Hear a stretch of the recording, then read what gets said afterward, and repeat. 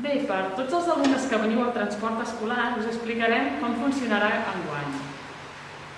D'entrada, per fer l'entrada a l'autocar, es realitzarà per la porta del darrere, per garantir la màxima separació possible entre els usuaris.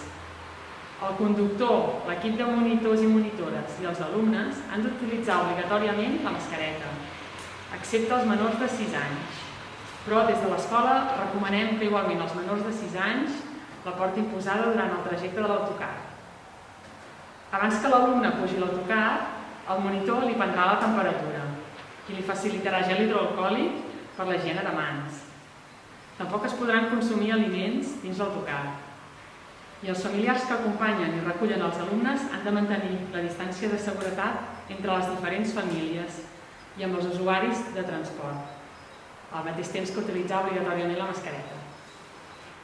Els alumnes de parvulari, quan arribin a l'autocar, accediran per la porta de parvulari, per tant, la secretaria d'infantil, i la resta d'alumnes, primària i secundària, entraran per la porta blanca del pati i han de dur mascareta fins a arribar a les seves aules.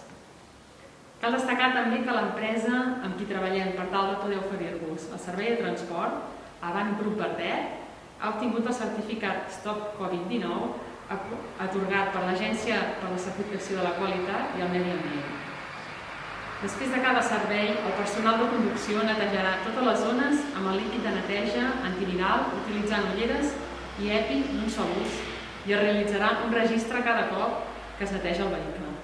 També, després de cada jornada, tots els vehicles seran sotmesos a la desinfecció amb ozó.